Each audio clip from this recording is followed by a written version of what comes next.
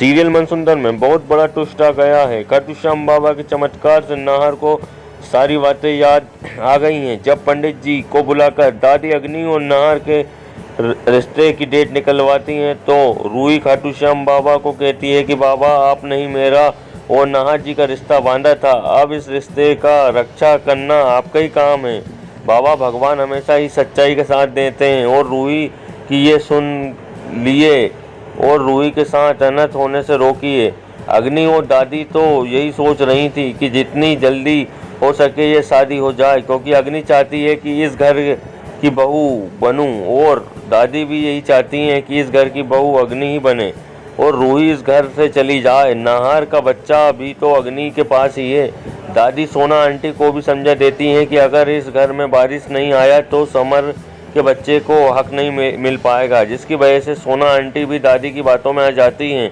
रूही बेचारी पर अकेली पड़ जाती है। खाटू श्याम बाबा की कृपा से अग्नि और नाहर की शादी कई डेट 1 महीने के बाद निकलती है। इस बीच में नाहर को कोई सारी बातें याद आने लगती हैं। बहुत बड़े चमत्कार तो तब होता है जब नाहर को रूही और नाहर की शादी की फ़ोटो मिल जाती है। नाहर कहता है कि मुझे कई बार एहसास हो रहा था कि मैं तुम्हें पहले से ही जानता हूँ, लेकिन तुम मुझसे ये क्यों छिपा रही थी? दोनों की शादी हुई है, क्या यह पिछले जन्म की शादी की फ़ोटो है? रूही कहती है कि नहीं नाहर जी। इतने में सोना आंटी आ जाती हैं और सोना आंटी कभी नहीं चाहती कि रूही के साथ अन्याय हो और रतन भी नहीं चाहते कि रूही के साथ अन्याय हो। सोना आंटी आकर के बात बता देती हैं कि नाहर अग्नि या रूही से तुम्हारी शादी हुई थी। अग्नि तो तुम भले ही पहले से प्यार करते थे, लेकिन अग्नि के तुम्हारे साथ ऐसे धोखे किए हैं कि तुम्हें उससे नफरत हो जाएगी। लेकिन यह वह नफरत वाली चीज़ें, रूही की शादी, बातें, सब कुछ तुम भूल गए हो बेटा, जिसके वजह से ये सब कुछ हो रहा है।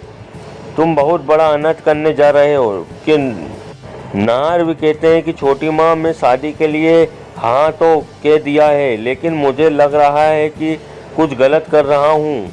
कुछ गलत तो नहीं कर रहा छोटी माँ। सोना आंटी कहती हैं कि नाहर तू बहुत बड़ा गलत कर रहा है। ये शादी की फ़ोटो देख रहे हो, इसमें देख रहे हो कि कौन? तो फिर नाहर कहते हैं कि इसमें तो वही लड़की है जो अपने घर में नौकरानी है। फिर सोना आंटी बताती है कि वह नौकरानी नहीं है बेटा, वह तुम्हारी पत्नी है। तुमने उससे नौकरानी समझा है, जिसकी वजह से रूही नौकरानी बनकर के इस घर में रह रही है। उसके पास इस घर में रहने की कोई ऑप्शन ही नहीं था, जिसकी वजह से यह बेचारी तुम्हारे लिए नौकरानी भी बनने के लिए तैयार हो गई। नाहर को अब सारी बातें याद आने लगती हैं, शादी की सारी बातें याद आने लगती हैं तो और खाटू श्याम बाबा की कृपा से रूही और नाहर का बंधन फिर से बन जाता है और अग्नि की शादी नहीं हो पाती है। रूही के साथ फिर नाहर दोबारा शादी करते हैं।